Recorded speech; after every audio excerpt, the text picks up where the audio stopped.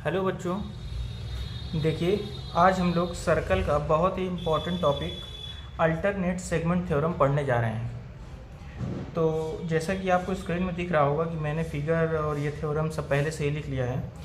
Figure मैंने इसलिए पहले बना लिया है क्योंकि वीडियो के बीच में इस तरह फिगर बना पाना थोड़ा मुश्किल है, और पहले से ही साफ़ सुथरा बना रहेगा तो आपको समझ में भी आएगा।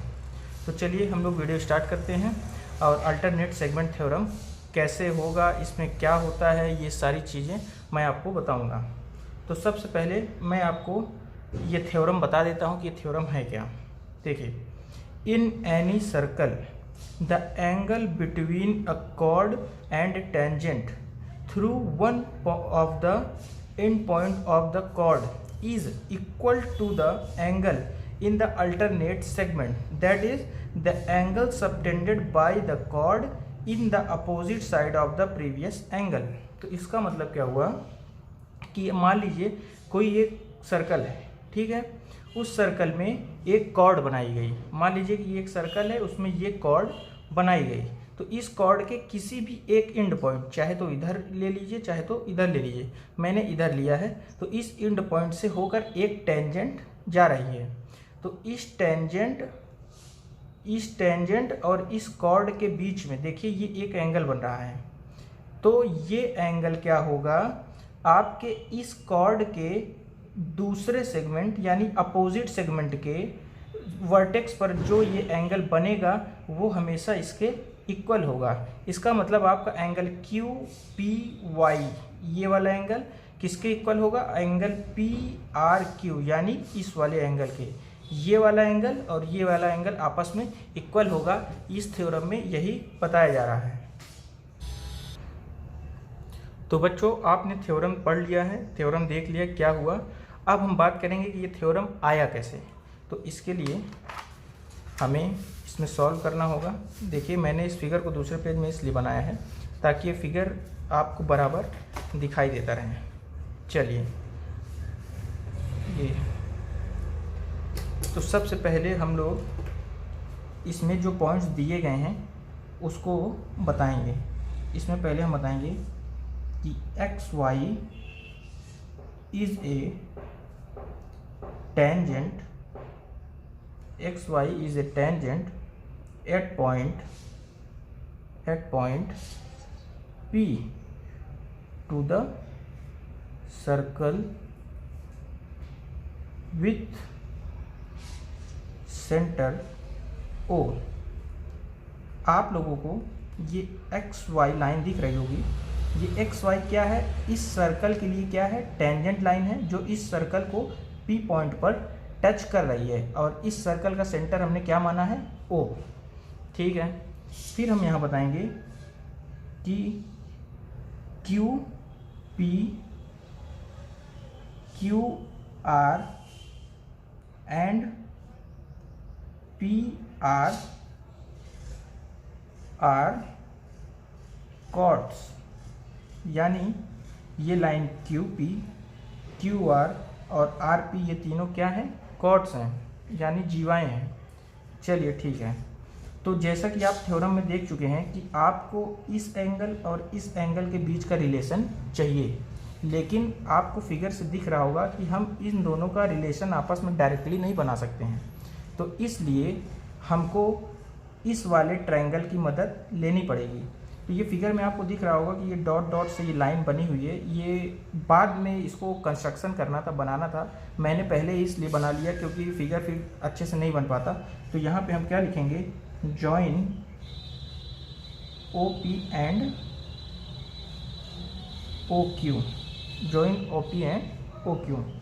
तो अब आप समझ पा रहे होंगे कि अगर हमें इन दोनों के बीच का रिलेशन चाहिए तो हमें ये जो बीच में ट्रायंगल आ रहा है इन दोनों के बीच में, इसको सॉल्व करना पड़ेगा ताकि इसका रिलेशन बनाया जा सके। तो सबसे पहले हम इस छोटे वाले ट्रायंगल पी ओ क्यू को सॉल्व करेंगे। तो हम यहाँ पे लेंगे now in triangle O P Q. आपको ये छोटा ट्रायंगल दिख रहा होगा ओ पी क्यू, ठीक है। अब इसकी बातें हम बताते हैं कि इसमें है क्या क्या। तो आप इसमें बता सकते हैं कि ओ पी ओ पी आपको दिख रहा होगा इक्वल टू ओ क्यू। ये दोनों इक्वल क्यों हुआ ये आपको पता है क्यों हुआ, क्योंकि radii of the same circle यानी एक ही सर्कल की दोनों क्या है रेडियस है, इसलिए दोनों इक्वल हो गया। तो ठीक है, फिर देखिए तो हम कह सकते हैं कि angle O P Q is equal to angle O Q P. अब आप सोच रहे होंगे ये कैसे हो गया, तो आप लोगों को पता है कि opposite angles to the opposite equal sides are equal. इसका मतलब कि अगर दो ट्रायंगल है, एक ट्रायंगल है जिसकी दो साइड बराबर है, वो मैं आपको इसमें रफ में आपको दिखा देता हूँ कैसे। सपोज ये एक ट्रायंगल है, इसकी ये दोनों साइड आपस में बराबर हैं, तो ये दोनों एंगल भी आपस में बराबर होंगे। ये वही बात बोली गई है कि जब ये दोनों एंगल आपका एंगल ये दोनों साइड OP और OQ दोनों जब बराबर हैं तो आपका एंगल OPQ यानी ये वाला एंगल और एंगल OQP यानी ये वाला एंगल आपस में क्या हो जाएंगे, बराबर हो जाएंगे। तो इसको हम क्या करते हैं, इक्वेशन नंबर 1 बना लेते हैं। ठीक है, तो ये थ्योरम थोड़ा सा लंबा है इसलिए मैंने आज बोर्ड में नहीं बताया, इसको पेज में बता रहा हूँ। तो चलिए ये हमारा इक्वेशन नंबर 1 आ गया है, यहाँ पे हम लिख लेते हैं इक्वेशन नंबर 1 ताकि पेज आसानी से मिल जाए। फिर हम बढ़ते हैं आगे। तो बच्चों चलिए अब देखिए अब सेकेंड स्टेप क्या करना है। सेकेंड स्टेप में हम इसी ट्रायंगल के बारे में अभी देख रहे हैं, तो इसी ट्रायंगल का पहले पूरा देख लेते हैं क्या होता है। अब हम इसमें लगाएंगे by angle sum property. By angle sum property आपको मालूम है कि किसी भी ट्रायंगल के तीनों एंगल का सम कितना होता है, 180 डिग्री होता है। तो हम यहाँ पे क्या लिखेंगे, angle OPQ plus angle QOP plus angle OQP is equal to कितना होना चाहिए, 180 डिग्री होना चाहिए। ठीक है, तो फिर अब हम आगे सॉल्व करेंगे। अभी आपने देखा कि इक्वेशन नंबर 1 में, इक्वेशन नंबर 1 क्या था मैं आपको दिखा देता हूँ। ये देखिए इक्वेशन नंबर 1 में आपने लिखा कि angle OPQ is equal to angle OQP। तो हम क्या करेंगे, एंगल OQP इसकी जगह पे क्या करेंगे, इसकी जगह पर हम ये पुट कर देंगे। तो ये ऐसे हो जाएगा angle OPQ plus angle QOP plus angle OQP की जगह हम क्या लिख देंगे, angle OPQ is equal to 180 degree.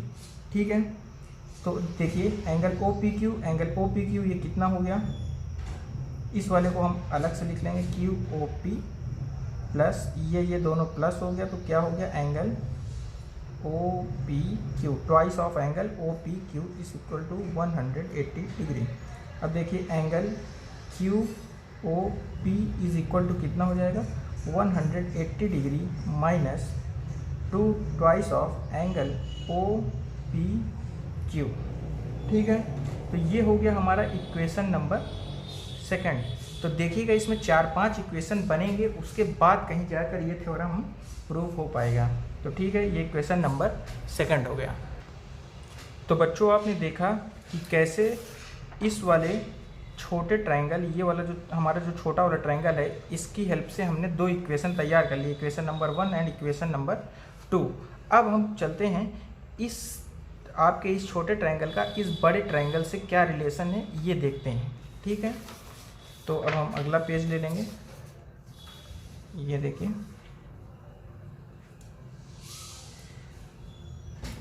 लिखेंगे नाउ इन ट्रायंगल अब हम कौन कौन सा ट्रायंगल लेने जा रहे हैं, ये छोटा वाला और ये बड़ा वाला ट्रायंगल। तो triangle O P Q and triangle P R Q.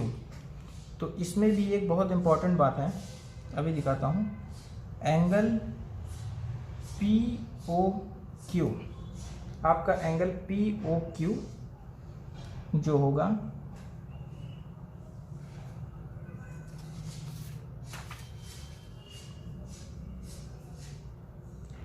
तो हम लेते हैं नाउ इन ट्रायंगल ये छोटा वाला triangle P O Q and ये बड़ा वाला ट्रायंगल पी आर क्यू। ठीक है। अब देखिए आप कि इसमें एंगल क्यू ओ पी आपका angle Q O P equal होगा twice of angle P R Q. देखिए ये कैसे हुआ, इसका मतलब ये हुआ कि एंगल क्यू ओ पी यानी ये वाला एंगल आपके एंगल किसके, पी आर क्यू के, यानी ये वाले एंगल के क्या होगा, हमेशा दुगना। अगर ये अगर मान लीजिए ये 50 डिग्री है, ये 50 डिग्री है, तो ये कितना हो जाएगा, ये 100 डिग्री हो जाएगा। ये कहता है उसके हिसाब से ये हुआ। ये कैसे हुआ तो मैं आपको बता दूं, आपने क्लास 9th में एक थ्योरम पढ़ा होगा। उस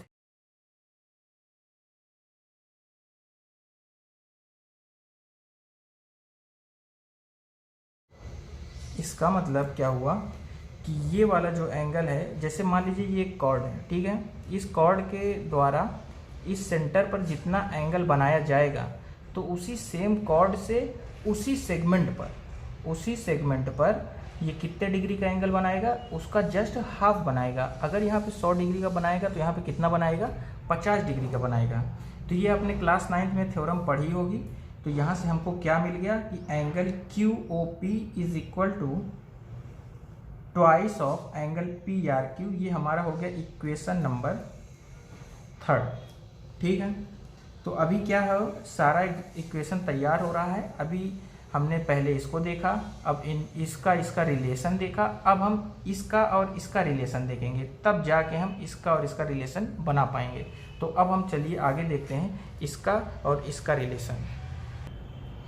तो चलिए बच्चों देखते हैं अब हम अगला स्टेप, हमारा चौथा स्टेप क्या है। अब हम इसका और इसका आपस में रिलेशन निकालेंगे।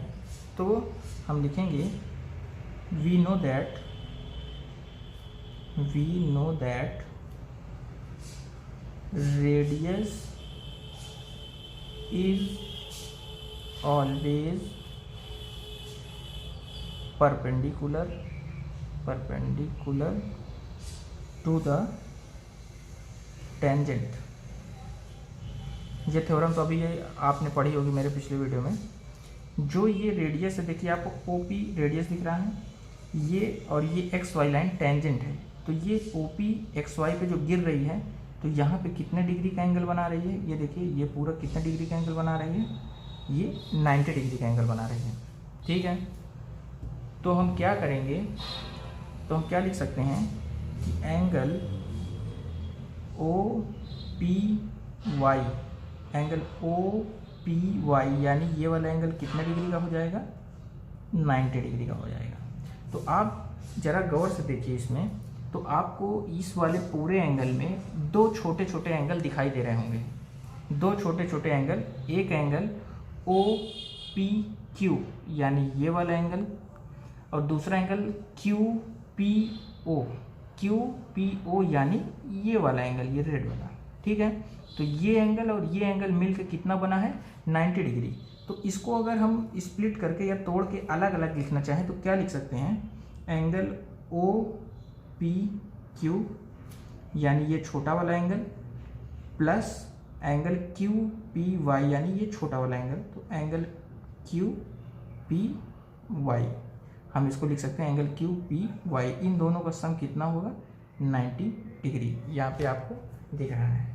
ठीक है। तो अब हम क्या करेंगे, एंगल QPY ये वाला एंगल यहीं रहने देंगे, इस वाले एंगल को उधर ले जाएंगे, 90 degree minus angle O P Q. तो ये हो गया आपका इक्वेशन नंबर 4। ठीक है, अब आपको मैं एक चीज़ दिखाता हूँ, ये और ये इक्वेशन आप ज़रा गौर करिए।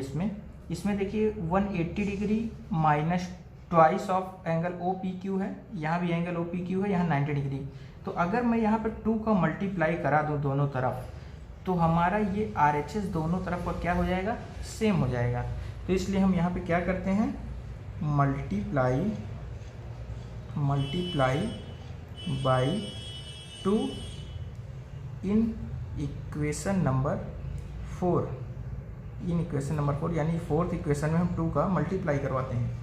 तो यहाँ पे हम क्या पाएंगे कि twice of angle Q P Y हो जाएगा इक्वल टू 2 का इसमें मल्टीप्लाई होगा, तो ये 180 डिग्री माइनस एंगल ट्वाइस हो जाएगा, twice of angle O P Q हो जाएगा। ठीक है, ये हो जाएगा हमारा इक्वेशन नंबर 5। ठीक है, इक्वेशन नंबर 5 बन गया। अब हम आगे देखते हैं। अब हम यहाँ पे लेंगे फ्रॉम इक्वेशन